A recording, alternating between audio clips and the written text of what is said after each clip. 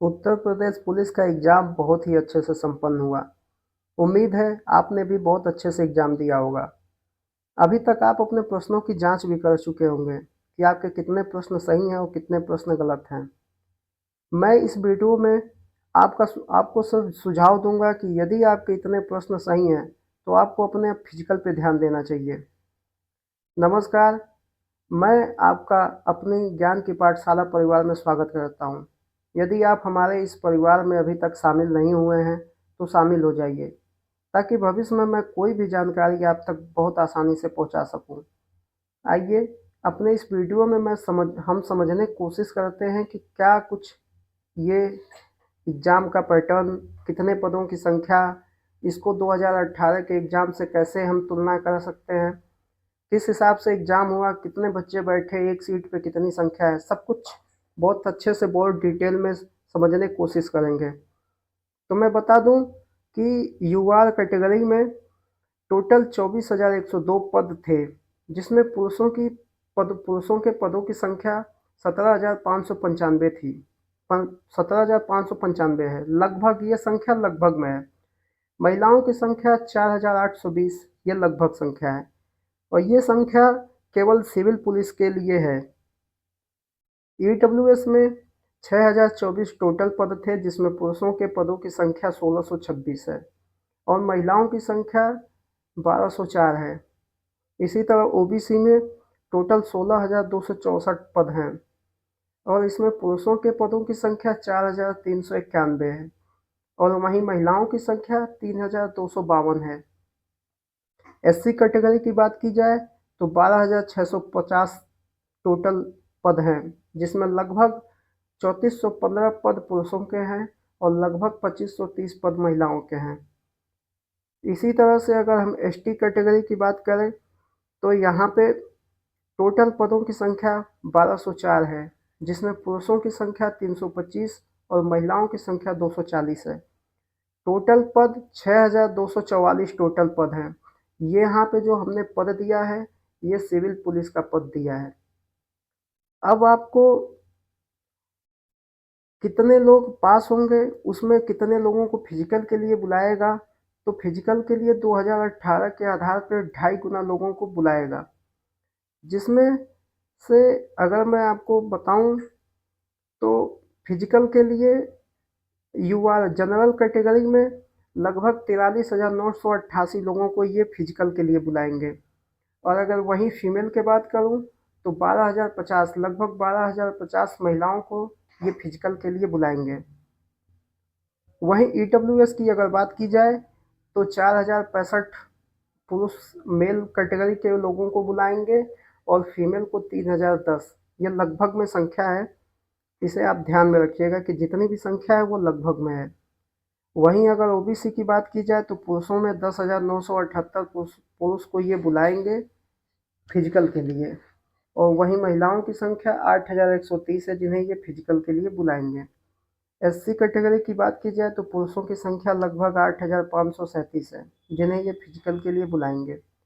महिलाओं की देखी जाए तो 6,325 महिलाओं की सीट है, जिन्हें ये फिजिकल के लिए बुलाया जाएगा। यहीं अगर हम एसटी की बात करते हैं तो पुरुष कैटेगरी में 812 लोगों को बुलाया जाएगा फिजिकल के लिए और वहीं 600 महिलाओं को बुलाया जाएगा फिजिकल के लिए। टोटल लगभग 50 लाख फॉर्म पड़े हैं। आप यहाँ पे आप देख सकते हैं कि 50 लाख फॉर्म थे, लेकिन उपस्थिति कितनी हुई, लगभग 34 लाख। मतलब 15 लाख अभी अभी से ही एग्ज़ाम उन्होंने 15 लाख लोगों ने एग्ज़ाम नहीं दिया। ये लगभग में संख्या है, लेकिन ये कुछ आगे पीछे है, लेकिन लगभग में मान लेते हैं 50 लाख लोगों ने फॉर्म फिलअप किया था, जिसमें से 34 लाख ने एग्ज़ाम दिया है। आप यहाँ पे सीधा सीधा देख सकते हैं कि लगभग 15 लाख लोग पहले ही एग्ज़ाम छोड़ चुके हैं, क्योंकि यहाँ पे जो एज की वरीयता दी गई, तो जिसकी एज थी, जिसने कभी एग्ज़ाम के लिए सोचा भी नहीं था, वो लोगों ने भी फॉर्म भर दिया और जो कभी एग्ज़ाम के लिए तैयार इसके लिए कभी सोचे नहीं थे, इसके लिए कभी तैयारी नहीं किए थे, वो लोग भी एग्ज़ाम में आके बैठे हैं। तो ये 34 लाख की जो संख्या है, इससे आपको देख के इससे घबराना नहीं चाहिए। ये 34 लाख की संख्या बस एक संख्या है, इसके लिए आपको बहुत नहीं परेशान होना चाहिए। अब जहाँ मैं फिजिकल की बात करूँ तो 4.8 किलोमीटर 25 मिनट में, ये फिजिकल है, ये मेल का है, जिसमें 4.8 किलोमीटर 25 मिनट में आपको कंप्लीट करना है। यहीं अगर फीमेल की बात की जाए तो 2.4 किलोमीटर 14 मिनट में ये फीमेल के लिए है। इतना फीमेल को लाना है। अब मैं कुछ 2018 के कुछ डिटेल हैं जिसको मैं बताना चाहता हूँ। देखिए 2018 का ये पद है, दो ये कट ऑफ है। मैं आपको बता कुछ दूं कि 2018 में पदों की संख्या थी 41,520। ये फॉर्म भी 4 से 5 साल बाद आया था। मतलब लोगों ने 4-5 साल इंतजार किया तब जाके ये पद आया, इतना पद आया था। वही कहानी आज भी है कि आपने 6 साल, लगभग 5-6 साल आपने इंतजार किया तो आपको इतने पद, 60,000 पद देखने को मिले। 4-5 साल इंतजार किए तो 41,000 पाए, और 5 से 6 साल इंतजार किए तो आपको 60,000 मिला। संख्या में कोई बहुत चेंज नहीं है। 2018 में कंपटीशन का जो लेवल था वो अब उस हिसाब से एग्ज़ाम के पैटर्न थे। प्रश्नों ने जो प्रश्न 2018 में पूछे गए वो 2018 के लेवल के हिसाब से सही था। आज सबके पास मोबाइल है, सबके पास इंटरनेट है, सबने पढ़ाई किया है, इसीलिए प्रश्नों के लेवल भी आज उसी की तरह हो गए हैं। तो आप ये मत सोचिएगा कि 2018 में तो इतनी मेरिट थी तो आज आज कहीं इसको पार करके ये कहीं और न पहुंच जाए, तो ऐसा कुछ नहीं है। आप देखिए 2018 में डीवी के लिए बुलाया गया था 215 प्लस, 215 नंबर जिनका था, 215.58 इनको डीवी के लिए बुलाया गया था। यहाँ पे जब फाइनल कट ऑफ बनी तो यहाँ पे 10 नंबर प्लस होके यहाँ पे प्लस 10 नंबर हुआ इनका फाइनल कट ऑफ में। ऐसे आप यहाँ भी देख सकते हैं, ओबीसी का जब कट ऑफ बना तो यहाँ पे भी लगभग आपके सामने 12 प्रश्न ऐड हुए हैं। तो अगर हम एन एवरेज माने तो 10 प्रश्न आपके डीवी में अधिक हो जाते हैं। यहाँ भी एससी की बात किया जाए तो 172.94 पे डीवी के लिए बुलाया गया था फिजिकल के लिए, और फाइनल मेरिट 187.99 फाइनल ये बनी थी मेरिट। यहाँ पे लगभग वही है, 15 प्रश्न, यहाँ पे लगभग 15 प्रश्न पढ़े हैं। ऐसे आप यहाँ भी देख सकते हैं कि जो एसटी थी, एसटी में थे 135.10 पे इनका डीबी के लिए फिजिकल के लिए बुलाया गया था, जो कि 153.31 पे ये फाइनल इनका मेरिट बना था। यहीं अगर महिलाओं की बात की जाए तो 181.53 पे इनको डीबी के लिए बुलाया गया था, जो 199 पे इनको फाइनल इनका कट ऑफ बना था।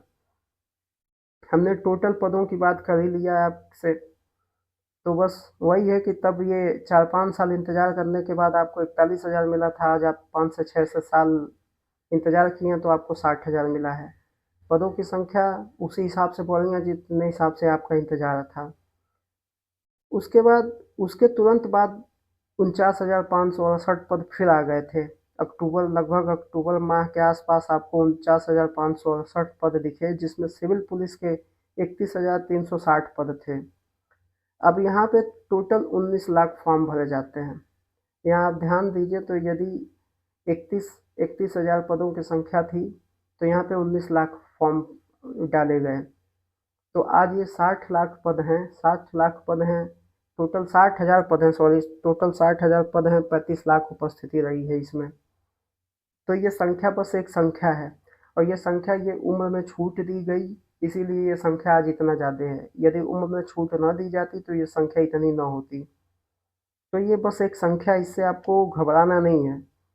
अब यहाँ पे कुल अगर देखा जाए तो यहाँ पे डीबी के लिए 1,23,921 लोगों को बुलाया गया था।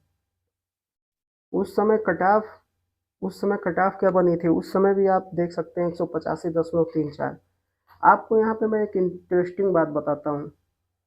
आप यहाँ पे कट ऑफ को देखे हैं तो कट ऑफ यहाँ पे है 215।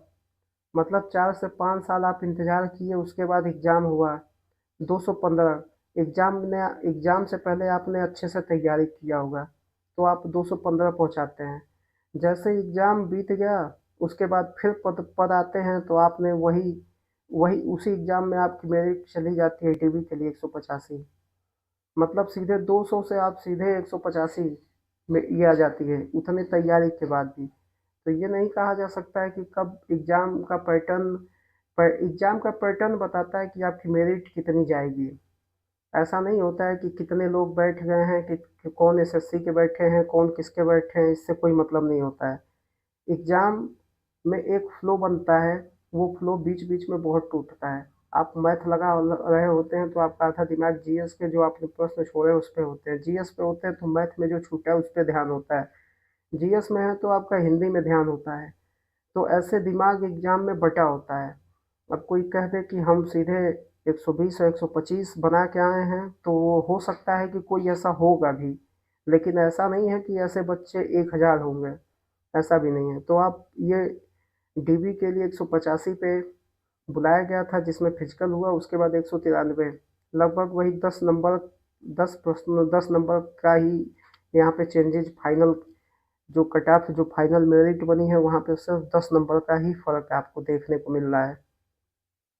ओबीसी में 172 था तो यहाँ पे 185 बना है। एससी का 145 था तो यहाँ पे 159 बना है। ऐसे 114 था तो यहाँ पे 131 बना है।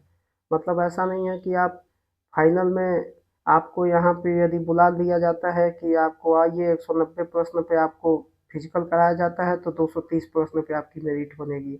ऐसा कुछ भी नहीं होने वाला है। यदि अगर आपको 190 पे बुला भी लिया जाता है तो मेरिट आपके 205 के अंदर सिमट के रह जाएगी फाइनल। तो आगे बात करते हैं इसमें, मैं आपको आगे दिखाऊं कि मानते हैं कि इस पेपर में काफ़ी लोगों ने एग्ज़ाम दिया होगा, एसएससी के लोग भी इसमें एग्ज़ाम दिए होंगे, एसएससी के कैंडिडेट इसमें बैठे होंगे, इसमें जीटी के कैंडिडेट बैठे होंगे, इसमें अग्निवीर के कुछ कैंडिडेट होंगे, वो भी बैठे होंगे, छुट्टी ले लेके आए होंगे, अपना एग्ज़ाम दिए होंगे। और यहाँ पे आपको जानना चाहिए कि एक सीट पे लगभग 56 अभ्यर्थी ने एग्ज़ाम दिया है, जिसमें से टॉप टू का जो है सिलेक्शन होने का है। कुल फॉर्म 50 लाख लगभग कुल टोटल फॉर्म भरे हैं, जिसमें उपस्थिति आपकी लगभग 34 लाख के आसपास हुई है। अब बात है नॉर्मलाइजेशन की, तो नॉर्मलाइजेशन बहुत इफेक्ट नहीं डालेगा, क्योंकि हर सेक्शन के पेपर का अगर जीएस अगर जीएस का लेवल कुछ कम है तो मैथ का लेवल बढ़ा दिया गया है। ऐसे लेवल आगे पीछे हुए हैं। अब ये गलत प्रश्न है, मैं तो ये कहूँगा कि आप ये जो गलत प्रश्न हैं इनको आप अपने प्रश्नों की संख्या में मत ऐड कीजिए। जितने आपके गलत प्रश्न ऐसा लगता है कि ये प्रश्न गलत है, उनको आप अपने प्रश्नों की संख्या में मत ऐड कीजिए, उनको अलग हटा दीजिए। और जहाँ तक नॉर्मलाइजेशन का है तो जिसका शिफ्ट आसान होगा उसने जाहिर सी बात है कि वो अधिक क्वेश्चन किया होगा। अब ऐसा भी नहीं है कि नॉर्मलाइजेशन में 10-10 नंबर का अंतर देखने को मिल जाएगा, ऐसा भी नहीं है। तो नॉर्मलाइजेशन से आपको बहुत नहीं परेशान होना है कि नॉर्मलाइजेशन आप पे बहुत हावी हो जाएगा, आपको पीछे ले जाएगा या आपको बहुत आगे ले जाएगा। इससे आपको बहुत इसके बारे में आपको बहुत नहीं सोचना है, क्योंकि आप एग्ज़ाम दिए हैं, आप एग्ज़ाम के जितने शिफ्ट हैं आप पेपर आप देख सकते हैं, आप खुद से एनालिसिस कर सकते हैं कि क्या नॉर्मलाइजेशन होने लायक है या नहीं। बाकी ऐसे तो आप कह सकते हैं कि नॉर्मलाइजेशन बहुत ज़रूरी है। आप अपने बचाव में कुछ भी कह सकते हैं, वो अलग की बात है। लेकिन आप खुद से जब पेपर देखेंगे, ईमानदारी से खुद से पूछेंगे तो आपको समझ में आएगा कि हाँ, नॉर्मलाइजेशन होगा तो उसका कितना इफ़ेक्ट हो सकता है। तो नॉर्मलाइजेशन बहुत इफ़ेक्ट नहीं डालेगा। हाँ, हो सकता है कि थोड़ा बहुत इफ़ेक्ट तो रहेगा ही।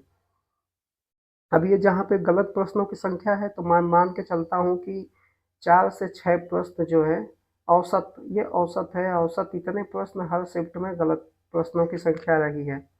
अब इन प्रश्न गलत हैं तो इनको ना ऐड करना सही है, ना इनको ऐड करना कहीं से भी सही नहीं है। इनकी गिनती ही मत कीजिए। आप इनको सही प्रश्नों में अपना मत ऐड कीजिए। अब हम कट ऑफ बताएँ, उससे पहले मैं आपको क्लियर कर देना चाहता हूँ कि ये अनुमानित कट ऑफ है। यहाँ पे मैं आपको ये नहीं कहता हूँ कि इस यहाँ अगर आप हैं तो आपका सिलेक्शन 100% होगा। लेकिन मैं आपसे इतना कहूँगा कि अगर आप इतना हैं, तो आपको अपने फिजिकल पे पूरा ध्यान देना चाहिए।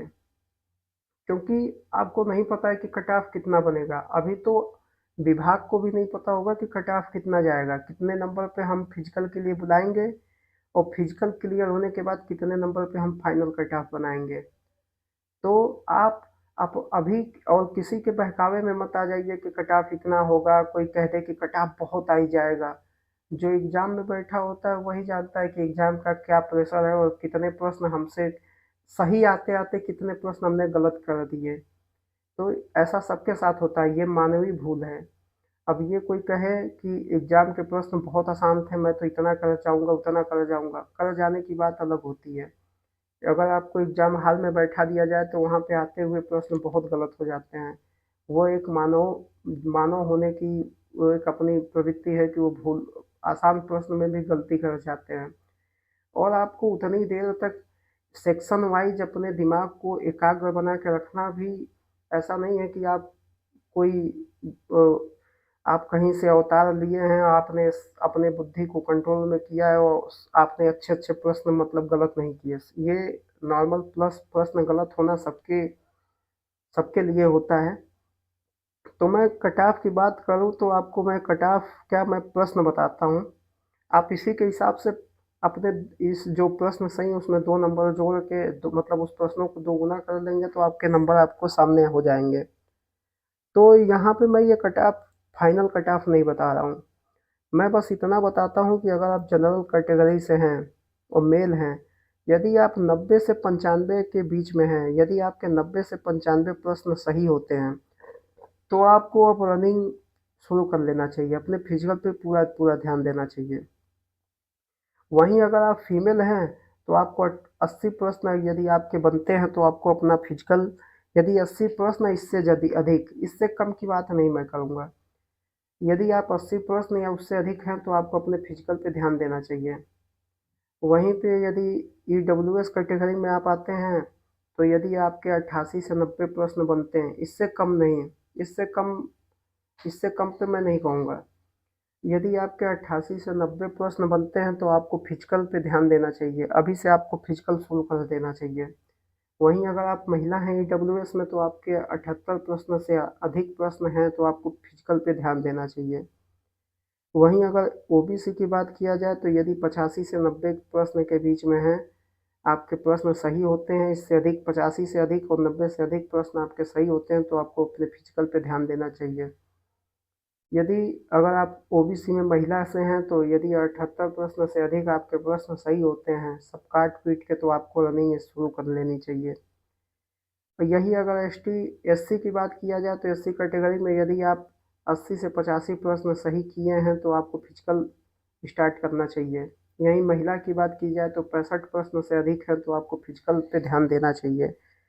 एसटी की बात किया जाए तो 75 से 80 प्रश्न यदि आपके सही हैं तो आपको फिजिकल देना चाहिए। वहीं महिलाओं के 60 से अधिक प्रश्न सही हैं तो आपको फिजिकल पे ध्यान देना चाहिए। अब मैं कुछ मुख्य बातें बताता हूँ। अभी क्या है कि एग्ज़ाम एक बार कैंसिल हो गया क्योंकि पेपर लीक हो गया। आप सबको पता है पेपर लीक होने पे एक सरकार पे प्रेशर बन जाता है। अपनी जो दाग लगा है उस दाग को धोने का मौका उनको चाहिए। तो मुझे लगता है कि जहाँ तक अनुमान है ये आपका जल्दी से जल्दी फिजिकल कराने पे ये ध्यान दें। तो यदि अगर फिजिकल जल्दी से जल्दी अगर होने लगेगा तो आपको फिजिकल के लिए जो समय मिलेगा वो आपका मिलेगा ठंडी का। अब ये ठंडी ऐसी चीज़ है कि आपको जगने नहीं देगी। और मैं बताऊं कि अगर कोई आपसे ये कहता हो कि 120 प्रश्न से नीचे कहीं से बनने का कोई चांस नहीं है, तो आप अपने खुद से सोच सकते हैं कि 120 प्रश्न लाने वाला जो कोई भी होगा, वो कितने दिनों से और कितने टाइम से प्रैक्टिस कर रहा होगा। उसने अपनी प्रैक्टिस को लगातार किया होगा और वो फिजिकल उससे कितना हो पाएगा इसका आप अनुमान खुद से लगा सकते हैं कि वो जो 120 प्लस या 120 प्रश्न लाता है, क्या वो फिजिकल उससे 25 मिनट कोई कह दे कि 25 मिनट आप रनिंग करिए तो क्या वो 25 मिनट बिना प्रैक्टिस के वो रनिंग कर पाएगा, ये आप खुद से सोच सकते हैं। तो एग्ज़ाम तो हो गया, दिमाग जितना आपको लगाना था आपने दिमाग लगा के आपने एग्ज़ाम दे दिया है। अब आता है कि आप में जज़्बा कितना है, आपका जिगर कितना है। आप कितने जिगर वाले हैं जो 25 मिनट में आप 5 किलोमीटर, वो 4.8 पे आप मत जाइएगा। आपको 5 किलोमीटर का टारगेट रखना है कि 25 मिनट में आप 5 किलोमीटर कितना कितने लोग हैं जो 25 मिनट में 5 किलोमीटर कवर कर सकते हैं। तो यहाँ पे सब खेल अब फिजिकल का होने वाला है। अब ऐसा नहीं है कि कोई 120 प्रश्न ला दिया हो, अब वो सोचे कि हम अब फिजिकल अपना बना लेंगे। तो अगर वो ऐसा भी है कि 120 प्रश्न लाया है, फिजिकल बनाना है, तो अभी से वो अपना फिजिकल बनाने में लग जाए। क्योंकि फिजिकल ऐसी चीज़ नहीं है कि आप जाना शुरू किए और 20 से 25 दिन में आप 5 किलोमीटर की रनिंग आप कंप्लीट करने लगे हैं। टाइमिंग की बात ही छोड़िए, 5 किलोमीटर आप टच करने लगे हैं 20 से 25 दिन में, ऐसा संभव नहीं हो सकता है जहाँ तक मुझे पता है। तो आप भी ये समझ सकते हैं कि 20 से 25 मिनट में किसी से कहा जाए कि 20 से 25 दिन आप रनिंग करके इतना अपना हैबिट बना लें कि 5 किलोमीटर आप रनिंग कर लें चाहे जैसे, तो ये मुश्किल है। जिसको भी जिसका भी है फिजिकल, अभी अब फिजिकल का सब खेल अब फिजिकल पे होने वाला है। अब हो गया, जिसने जितना मार्क बनाना था वो अपना बना चुका है। सबका किस्मत अब बंद हो चुका है एक एग्जाम के बॉक्स में। अब जब रिजल्ट आएगा तभी पता चलेगा कि कौन कितना पानी में है या किसके प्रश्न सही हैं। लेकिन अब पूरा का पूरा कहानी अब फिजिकल पे आके लटकेगा। तो यदि आपके इतने जितने हमने प्रश्न बताए हैं, अगर उतने प्रश्न आपके सही बनते हैं तो आपको फिजिकल की तैयारी अब शुरू करनी चाहिए। क्योंकि फिजिकल बनाने में भी टाइम लगेगा। ऐसा नहीं है कि आप कल से जाना शुरू किए तो आप 1 महीने में या तो 25 मिनट लगातार दौड़ लिए, या तो फिर 5 किलोमीटर आपने कंप्लीट किया 1 महीने में। ऐसा संभव नहीं है यदि आपने कभी फिजिकल नहीं किया है तो मैं तो ये कहूँगा कि अगर आपके इतने प्रश्न जितने हमने आपको सुझाव दिए हैं, ये हमारा सुझाव है, जिसे आप खुद से महसूस कर सकते हैं कि क्या ये सुझाव वाजिब है, या मैंने कोई बहुत ज़्यादा बता दिया या बहुत कम करके बताया है, तो आप इसको समझ सकते हैं। बाकी जो कुछ भी है आपके सामने, यदि आपको लगता है कि इतने पे नहीं बनेगा, तो आपके मन में अगर कोई भी बात होगी तो आप कमेंट करके हमें बताइएगा। आपके जो भी सुझाव होंगे वो सादर आमंत्रित होंगे। आप अपने सुझाव बिल्कुल दीजिएगा। यदि आप हमारे इस परिवार में शामिल नहीं हुए हैं, अगर आपको ये वीडियो अच्छा लगा हो, अगर हमारा प्रयास अच्छा हो, तो आप हमारे परिवार में शामिल हो जाइएगा। बहुत बहुत धन्यवाद।